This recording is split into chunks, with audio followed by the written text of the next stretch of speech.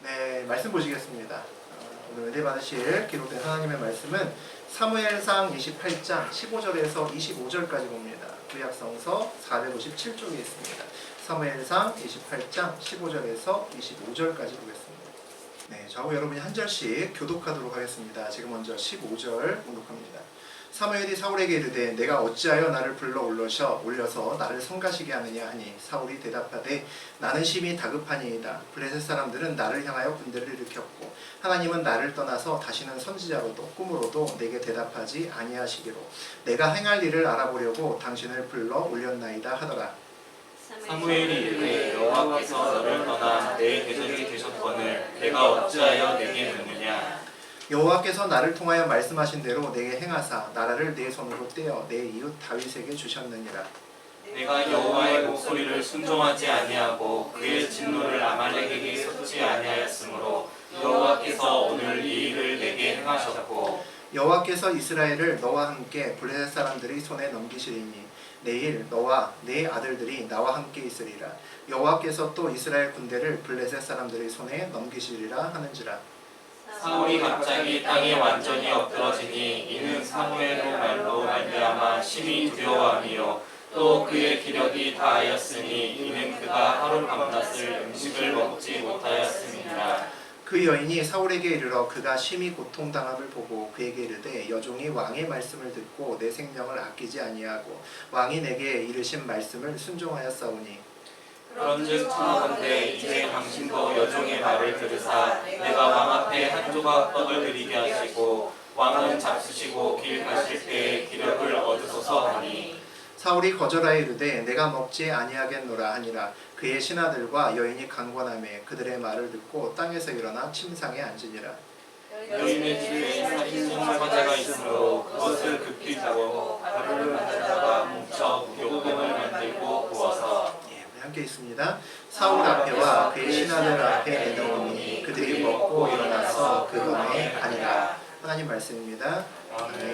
네, 우리 사무엘상 28장 15절에서 25절까지 함께 봤습니다. 우리 그 내용 가지고 질문과 답이 따로 놀면 어떻게 하나, 질문과 답이 따로 놀면 어떻게 하나라는 제목으로 함께 나누겠습니다. 우리 지난 시간에 블레셋이 대군을 이끌고 이스라엘을 치러 왔죠. 이스라엘 앞에 진을 치고 있는 블레셋을 보면서 사울이 두려움에 떨기 시작합니다. 그래서 사울이 오래간만에 여호와 앞에 부르짖으며 기도했습니다. 그런데 응답이 없었던 거죠. 고민했던 사울은 이 블레셋과의 전쟁에 대해서 답을 얻기 위해 엔돌에 있는 신접한 여인을 찾습니다. 사울은 오밤중 깜깜할 때에 자기의 신복 2명만 데리고 그리고 옷도 왕의 옷을 벗고 다른 옷으로 입고 거의 변장 수준으로 해서 몰래 엔돌로 길을 떠납니다. 아무도 몰랐으면 좋겠고 비밀스럽게 이동을 합니다. 목숨 걸고 하는 또 이동이었기도 했습니다. 신접한 여인에게 가서 점을 보지 않겠다는 무당을 구슬려서 이미 죽은 사무엘을 좀 불러달라고 이야기를 합니다. 사무엘의 영이 왔음을 듣고 사울은 마치 하나님을 만난 것처럼 그 앞에 넋쭉 엎드려져 있는 모습을 우리 지난 시간에 봤습니다. 그리고 사무엘에게 이런저런 이야기를 하기 시작하죠. 우리 지난 시간에 보기는 했지만 우리 15절 다시 한번 읽어보겠습니다.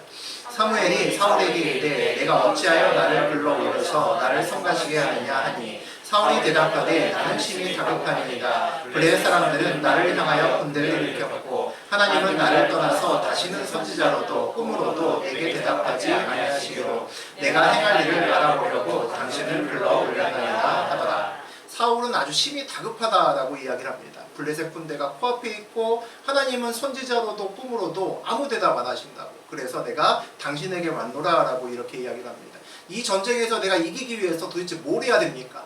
그게 핵심이죠. 그게 꼭 알고 싶었던 겁니다.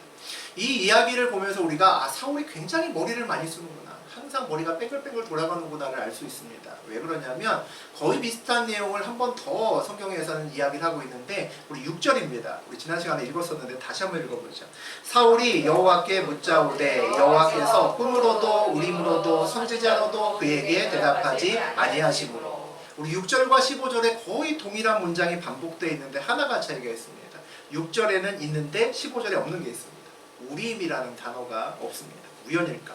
우림이 뭘까요? 우림은 그 에봇이라고 불렀던 그 안에 있는 점치는 도구 중에 하나입니다. 그 중에 하나가 우림인데, 우리 옛날에 사울이 85명의 제사장을 죽였을 때 그 중에 한 사람이 도망가죠. 아비아달이 그 에봇을 가지고, 그 우림을 가지고 다윗에게로 가버립니다. 그래서 사울에게는 지금 점을 칠 수 있는, 하나님의 뜻을 물을 수 있는 도구인 우림이 지금 없는 거죠.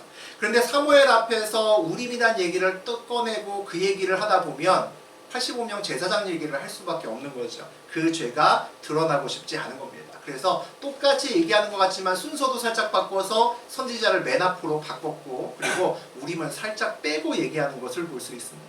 항상 남에게 이야기할 때 자기 머릿속에서 계산을 매수 앞을 보면서 머리를 굴리면서 하는 사람이 사울이라는 것을 볼 수 있죠.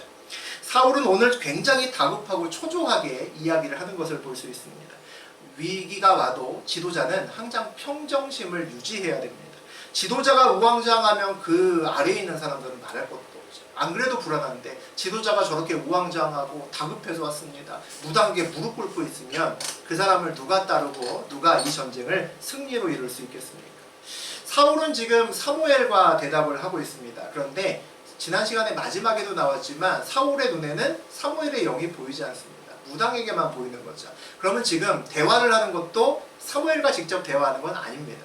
무당이 그 말을 들어서 우리 그런 영적인 어떤 프로그램 같은 경우에 보면 무당이 죽은 사람의 목소리를 흉내내서 굿하다가 얘기를 하는 것처럼 그 신접한 무당과 지금 사울 사이에서 이야기를 하는 거죠. 결국 사울은 무당을 향해 절하고 거기 무릎 꿇고 거기 살려달라고 하고 그런 모습을 보여주고 있습니다. 하나님이 세우신 사람이죠. 사울은 분명히 기름 부음 받아서 하나님이 세우신 사람입니다.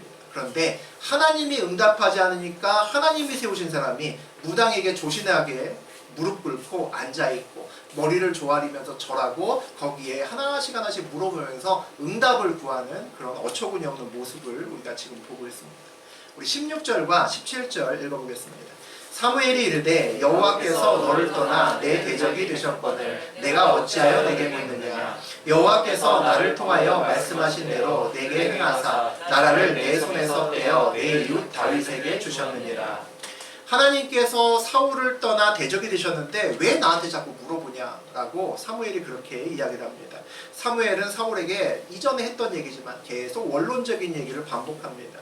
지금 사무엘이 사울에게 어떤 이야기를 하고 어떤 답을 주더라도 정답이 아니라는 겁니다. 그것은 이 문제는 혹시 넘어갈 수 있을지 모르지만 근본적으로 해결할 수는 없는 그런 답이라는 거죠. 하나님이 사울을 떠난 것이 가장 직접적이고 이 문제, 모든 문제를 풀 수 있는 키워드가 된다는 거죠. 사울의 질문 자체가 잘못되었다는 겁니다. 지금 문제는 나에게 물어서, 사무엘에게 물어서 해결할 수 있는 문제가 아니라는 거죠. 사무엘은 하나님께서 사울의 손에서 이스라엘을 빼앗아서 다윗에게 주셨느니라 라고 이야기를 합니다. 여호와께서 나를 통하여 말씀하신 대로라고 이야기를 하죠. 이전에도 했던 이야기입니다. 사무엘이 살아있을 때 사울을 볼 때마다 계속 반복해서 이야기했던 내용입니다. 특별한 내용이 아니라는 거죠. 이 블레셋과의 전쟁을 도대체 어떻게 하면 이길 수 있겠습니까? 라는 질문에 여호와께서 너를 떠나셨다. 하나님께서 내 나라를 다윗에게 주셨다. 잘 보면 질문하고 답이 맞는 것 같지 않습니다. 질문이 틀렸거나 답이 잘못됐거나 둘 중에 하나라고 느껴지는 그런 상황이죠. 우리 18절 보겠습니다.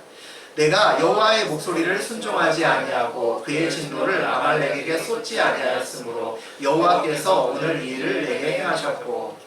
여러 가지 불순종 중에서 사울이 거듭해서 사울에게 주어지는 불순종의 대표적인 것은 아말렉과의 전쟁에서의 불순종입니다. 하나님은 아말렉과의 전쟁에서 아말렉을 완전히 진멸하라고, 거기에 있는 모든 생명을 없애고 거기에 있는 모든 생물, 어떤 가축이나 우리가 전리품도 하나도 챙기지 말고 모두 다 버리고 오라고 그렇게 이야기를 했습니다. 그것은 하나님의 뜻을 이루기 위한 거룩한 전쟁이었기 때문입니다. 아말렉은 출애굽한 다음에 이스라엘이 가나안으로 올 때 가장 방해를 주었던 대표적인 족속 중에 하나가 이 아말렉 족속입니다. 하나님께서는 아말렉 족속에게 내가 언젠가 너희에게 반드시 내가 죄를 물을 거라고 그렇게 말씀하셨습니다. 그리고 그 예언의 성취를 할 축복을 받을 수 있는 그 사람으로 사울을 선택하셨습니다. 네가 내 말대로 예언을 성취해라 라고 말씀하셨죠. 그런데 그 전쟁에서 사울은 그 말을 따르지 않았습니다. 승리하고도 거기서 얻을 수 있는 많은 것들을 놓고 오지 못했습니다. 좋은 암소와 살찐 것들을 다 취하고 노략질할 것들을 그냥 가지고 와서 안 가지고 온 척했죠. 그 전쟁에서 승리하고도 얻을 수 있는 모든 것에서 때로는 눈을 돌릴 수 있어야 됩니다. 그것이 거룩한 전쟁이기 때문이죠. 우리는 때로는 이익보다 하나님의 뜻을 먼저 붙드는지 하나님이 테스트하실 때가 있습니다. 그 테스트는 우리가 반드시 통과해야 되는 시험입니다. 우리가 하나님께 오랫동안 쓰임받고 또 하나님께 크게 쓰임받기 위해서 반드시 필요한 테스트가 그런 테스트입니다. 우리에게 한 번은 하나님 뜻을 위해서 내가 손해보는 그런 테스트를 하나님께서 강제로 시키실 때가 있습니다. 하나님의 뜻을 온전히 붙들 수 있느냐를 보신다는 거죠.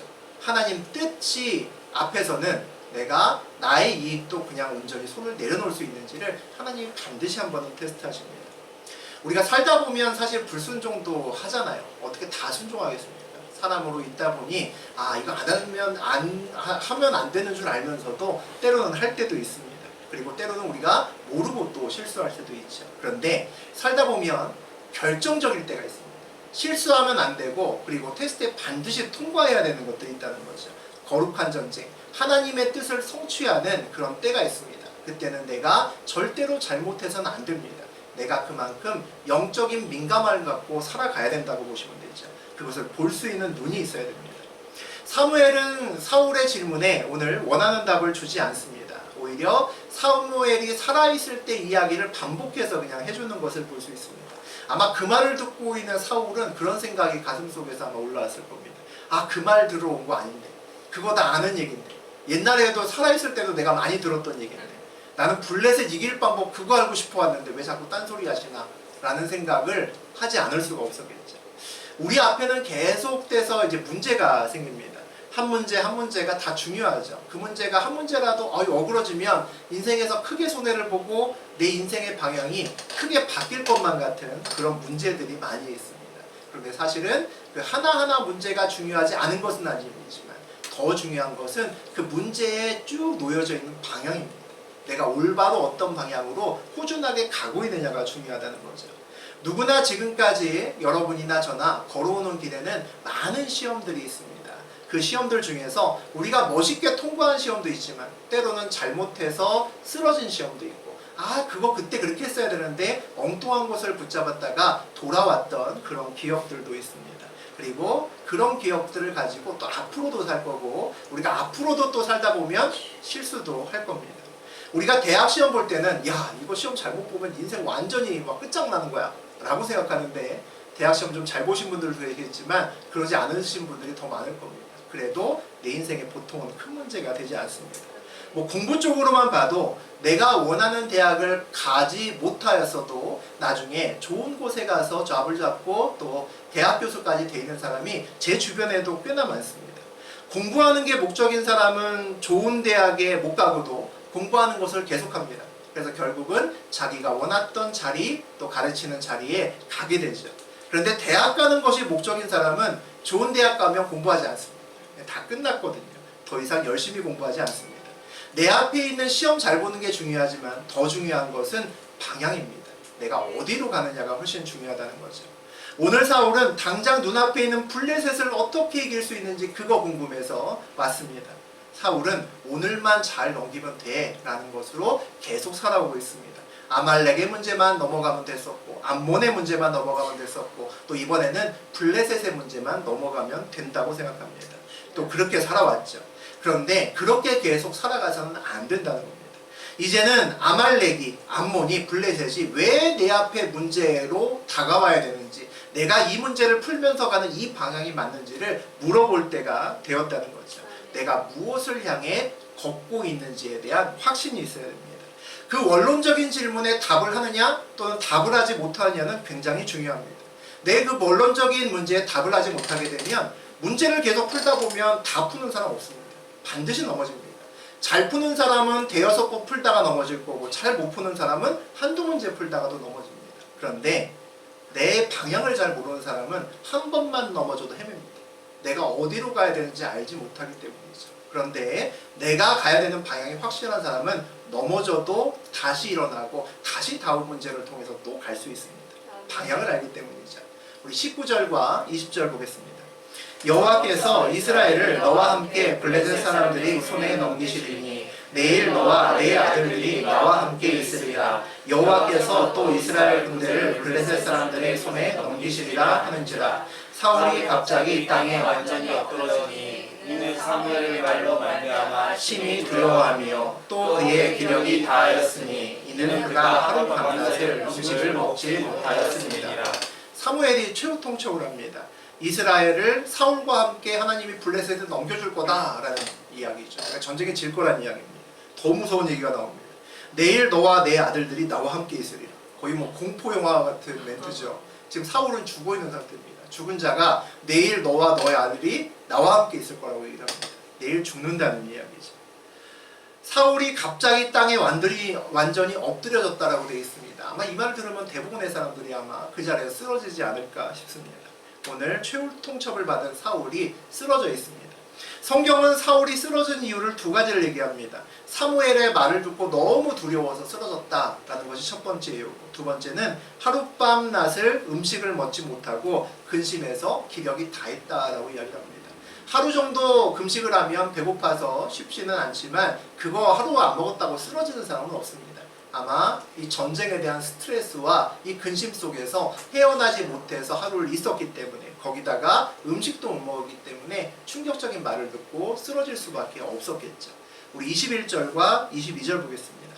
그 여인이 사울에게 이르러 그가 심히 고통당함을 보고 그에게 이르되 여종이 왕의 말씀을 듣고 내 생명을 아끼지 아니하고 왕이 내게 이르신 말씀을 순종하였사오니 그런즉 청하건대 이제 당신도 여종의 말을 들으사 내가 왕 앞에 한 조각 떡을 드리게 하시고 왕은 잡수시고 길 가실 때에 기력을 얻으소서 하니. 신접한 여인 무당이 사울이 심히 괴로워하고 엎어져 있는 모습을 보고 이야기를 합니다. 무당이 지금까지 왕의 명령에 순종해서 목숨을 걸고 내가 왕이 시키는 대로 했으니까 이번에는 왕이 내 말을 좀 듣고 내 말에 순종해야 될 때다 라는 이야기를 합니다. 떡을 좀 드릴 테니까 먹고 기운을 좀 찾았으면 좋겠습니다 라고 이야기를 합니다. 사울의 신세가 아주 철학해진 거죠. 이 한 나라의 왕인데 이제 무당에게 불쌍하게 보이고 무당의 말로 위로를 받고 그의 음식을 좀 먹고 가라는 그런 이야기까지 듣습니다. 우리 23절에서 25절까지 보겠습니다. 사울이 거절하여 이르되 내가 먹지 아니하겠노라 하니라. 그의 신하들과 여인이 강권하여내 그들의 말을 듣고 땅에서 일어나 침상에 앉으니라. 여인의 집에 살찐 송아지가 있으므로 그것을 급히 잡고 가루를 가져다가 뭉쳐 무교병을 만들고 구워서 사울 앞에와 그의 신하들 앞에 내놓으니 그들이 먹고 일어나서 그 밤에 가니라. 사울이 처음에는 안 먹어 하고 이제 거절을 합니다. 그런데 사울의 신하들도 권하고 또 신접한 여인 무당도 몇 번을 강권합니다. 저나 그러다가 정말 쓰러지십니다. 좀 드십시오 라고 계속 강권을 하는 거죠. 사울이 주변의 말에 따라서 그제서야 엎어졌다가 땅에서 일어나 결국 무당의 침상에 앉습니다. 사울의 옛날 기록을 보면 사울이 엄청나게 키가 컸던 사람입니다. 그러니까 보통 성인 남자보다 머리 하나가 더 있었다라고 하니까 거의 한 20cm 이상 더 컸으니까 아주 기골이 장대한 큰 사람이라고 보면 되겠죠. 그 사람이 거의 대자로 뻗어있다가 이제 무당의 침상에 앉았습니다. 무당이 빠른 시간에 음식을 준비하는 것을 볼 수 있죠. 살찐 송아리를 급히 잡아서 고기를 구웠고 곡식가루를 가져다가 무교병을 만들었습니다. 우리 무교병은 누룩을 넣지 않은 빵을 얘기합니다. 누룩을 넣으면 빵이 훨씬 맛있죠. 쫀득쫀득하고. 근데 부푸는 시간과 반죽하고 발효해야 되니까 시간이 오래 걸리는 거죠. 그러니까 빨리 먹여서 전쟁터로 돌려보내야 되니까 빵을 충분히 할 시간이 없어서 무교병을 만든 것을 볼 수 있습니다. 이 신접한 여인 무당이 짧은 시간에 사울의 마음을 사고 사울의 기력을 잘 이렇게 도와주려고 최선을 다하고 있다는 것을 볼 수 있죠. 신접한 여인이 왜 이렇게 과도하게 사울을 챙길까라는 생각을 우리가 얼핏 또 할 수 있습니다. 신접한 여인은 사울이 원하는 대로 사무엘을 불러주었고 사울이 원하는 대로 다 해주었습니다. 그런데 문제가 생겼죠. 사울이 원하는 답을 얻지 못했다는 겁니다. 우리가 무당이라면 얼마나 불안할까. 지금 내 목숨이 10개라도 모자랄 판입니다. 어떤 사람이 점을 보러 왔습니다. 이번에 우리 아들이 대학 시험에 합격할까요? 물어봅니다. 점괘가 대학 시험 보기 전에 네 아들 물 빠져 죽겠는데 뭐 이런 접계가 나오는 겁니다. 그러면 그 접계를 얘기하면 점을 보러 온 사람이 복채를 주겠습니까? 딱이나 때리지 않고 가면 다행이겠죠. 그런데 내 앞에 있는 사람은 왕입니다. 그런데 이 왕이 내일 전쟁터에 나가서 죽을 거라는 점괘가 어쨌든 나왔다는 거죠. 아, 이보다 더 나쁜 경우는 없을 겁니다.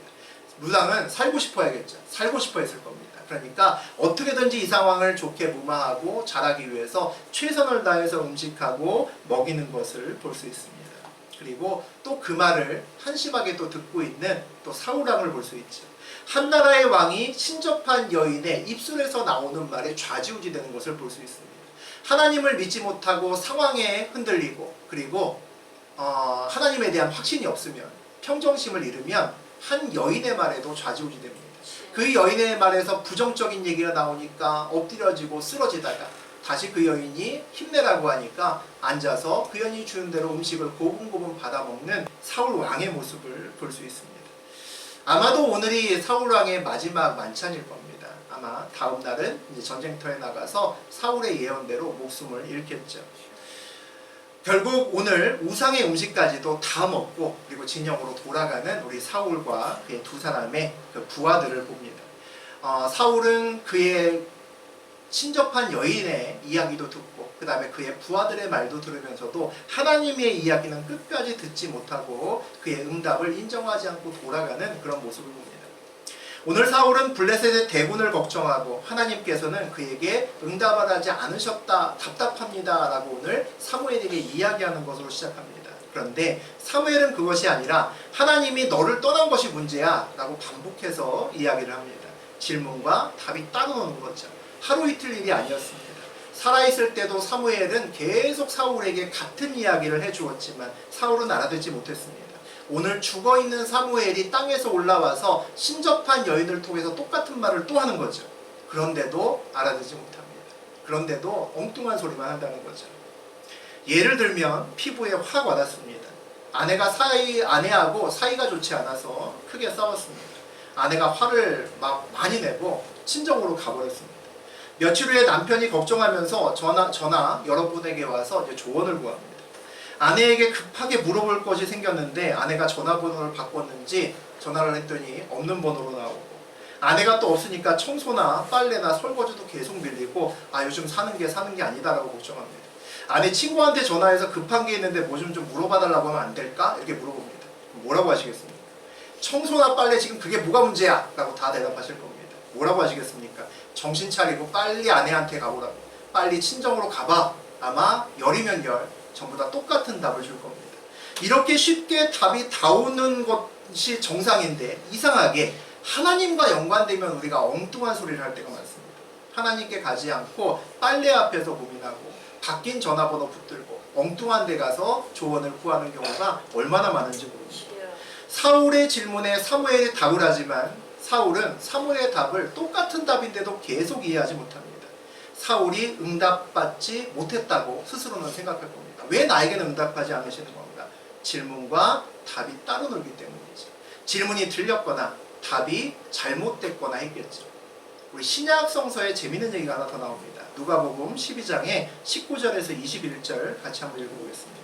또 내가 내 영혼에게 이르되 영혼아 여러 해 쓸 물건을 많이 쌓아두었으니 평안히 쉬고 먹고 마시고 즐거워하자 하리라 하되 하나님은 이르시되 어리석은 자여 오늘 밤에 내 영혼을 도로 찾으리니 그러면 내 준비한 것이 누구의 것이 되겠느냐 하셨으니 자기를 위하여 재물을 쌓아두고 하나님께 대하여 부요하지 못한 자가 이와 같으니라. 매일같이 재물을 쌓으면서 이 정도 모아놨으면 내가 100살까지 살아도 다 쓰지 못하고 죽겠다. 행복한 소리 같죠. 그런 이야기를 어떤 사람이 하고 있습니다. 즐거워서 그 재물을 볼 때마다 마음이 너무나 풍성하다는 거죠. 그 사람에게 오늘 하나님이 질문하신다고 되어 있습니다. 오늘 밤 내가 네 영혼 찾으면 그동안 모아놓은 거 누가 쓰겠니? 라고 물어봅니다. 이것은 오늘 본문과 우리 사울의 본문에서 나눴던 내용과 반대의 상황입니다. 하나님이 질문을 하고 사람이 답을 하죠. 우리 아까는 사울이 질문하고 하나님이 답을 했는데 반대의 상황입니다. 오늘 밤 내가 내 영혼을 찾으면 그동안 모은 것을 누가 쓸까? 라는 질문을 하나님의 질문에 사람의 답은 여러 해 쓸 물건을 많이 쌓아두었으니 평안히 먹고 마시고 내가 지금부터 즐거워하다 죽으리라 라는 거죠.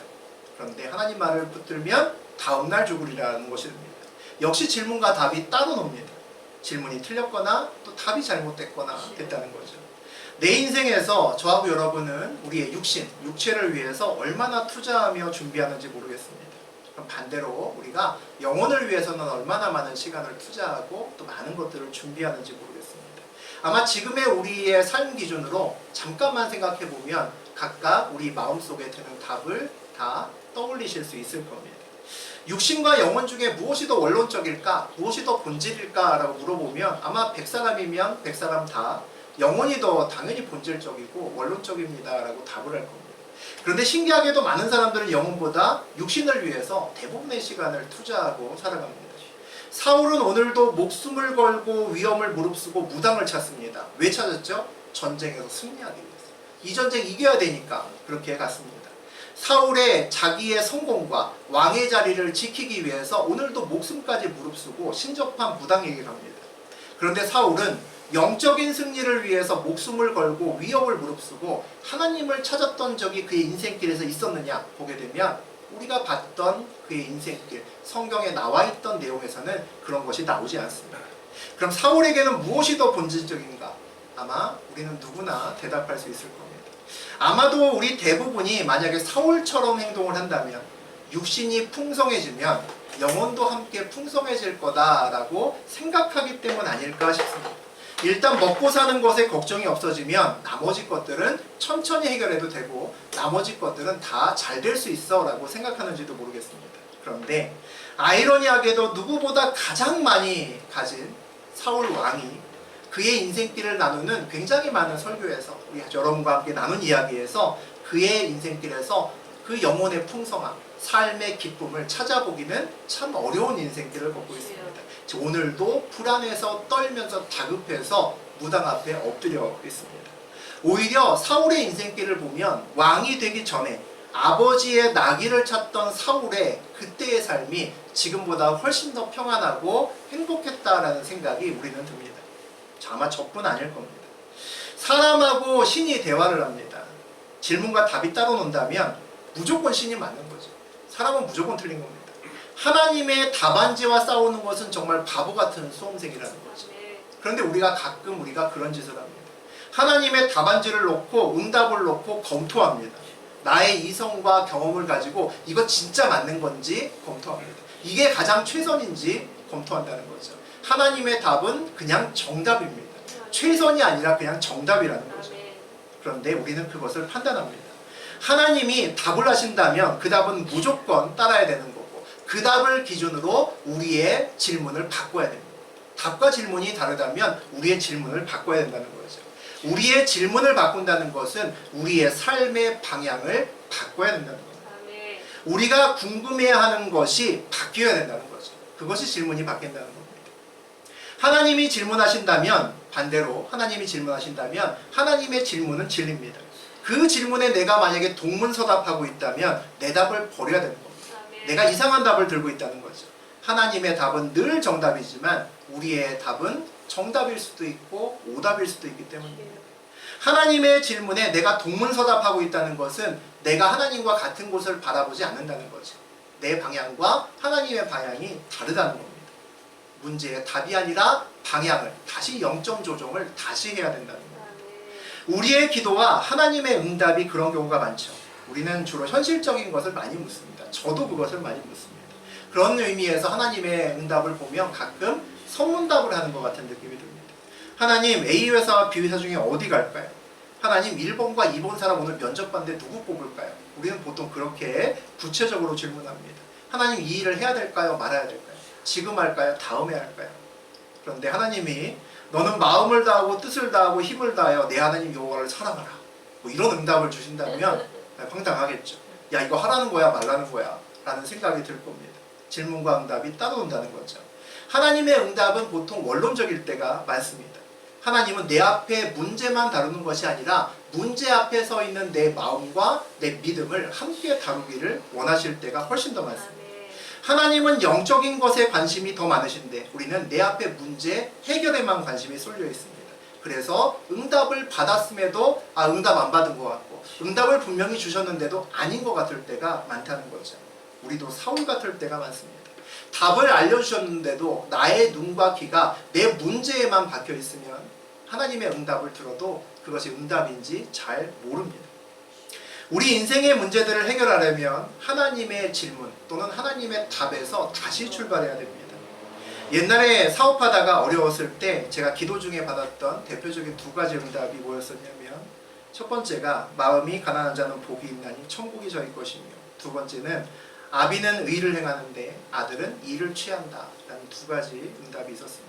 그 응답에 제가 기도했던 기도 제목은 하나님 돈이 필요해요. 돈은 어디 있나요? 줄기차게 물었는데 하나님이 마음이 가난한 자는 복이 있나니 천국이 저희 것이며 라고 응답 주셨고, 하나님 사업을 좀 새롭게 하고 싶습니다. 하나님 뭘 했으면 좋겠습니까? 하나님 사업 좀 열어주세요 했는데 아비는 의를 취하는데 아들은 이를 취한다, 이런 답을 주셨습니다. 내 질문에 하나님 응답을 끼워 맞히니까 도대체 무슨 소리인지 모르겠더라고요. 계속 묵상할수록 아무 생각이 들지 않았습니다. 응답은 받았는데, 분명히 받았는데 가슴은 더 답답한 겁니다. 이게 뭘까? 사실 그때는 하나님의 응답에 내 질문을 바꿔야 됐던 때라는 것을 나중에 알았습니다. 신앙생활을 하면서 우리는 질문과 하나님 사이에 간격을 좁힐 수 있어야 됩니다. 우리의 질문과 하나님 말씀 사이에 간격을 좁혀야 된다는 거죠. 또 우리의 답과 하나님의 말씀 사이에 간격도 역시 좁힐 수 있어야 됩니다. 우리는 모든 문제 앞에서 말씀을 붙들어야 된다는 것을 다 알고 있습니다. 왜 그러냐면 이 세상 모든 것은 말씀의 거울이기 때문입니다. 하나님께서 빛이 있으라 라고 말씀하셨기 때문에 빛이 있었고, 모든 이 세상 만물은 하나님이 말씀함으로 그렇게 창조하셨습니다. 그래서 이 세상은 말씀의 거울이라고 이야기합니다. 말씀의 거울로 창조된 세상에서 내가 문제를 만났습니다. 그러면 문제를 해결하려면 이 문제를 해결할 수 있는 동일한 힘을 갖고 있는 말씀을 받는 길밖에 없는 거죠. 그 말씀을 붙들고 살아내면 내 인생에서 그 문제가 풀리게끔 되어 있습니다. 그래서 우리는 말씀을 중요시하고 그 말씀을 받으려고 애를 씁니다.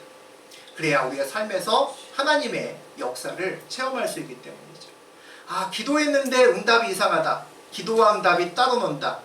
그때는 내 기도를 바꾸면 되는 거죠. 내 질문을 바꾸면 됩니다. 우리의 인생길에서 하나님에게 받은 그 말씀이 내 인생길에서 정말 힘이 되고 그것이 내 말씀이 역사하면서 나의 삶을 풀어내려면 나의 질문과 하나님의 응답 사이, 또는 반대로 하나님의 질문과 나의 응답 사이, 내 대답 사이에 간격이 줄어야 됩니다. 그 간격이 줄어야 말씀의 힘을 받습니다. 그 간격이 줄어야 하나님의 말씀이 내 말씀이라고 이야기할 수 있기 때문입니다. 여러분의 질문과 답이 따로 논다면 방향이 잘못된 겁니다. 그 방향을 맞춰야 하나님의 질문과 나의 답의 간격을 계속 줄일 수가 있습니다. 그 간격이 줄어져서 하나의 응답으로 여러분 인생길에서 만나는 그날 그 말씀이 여러분 앞에 있는 모든 문제를 풀기 시작할 겁니다. 그런 말씀의 신비를 체험하는 저하고 여러분 되시고, 진정한 질문과 진정한 응답의 세계를 여러분이 경험하는 저하고 여러분 되시기를 주의 이름으로 축원드립니다. 여기 말.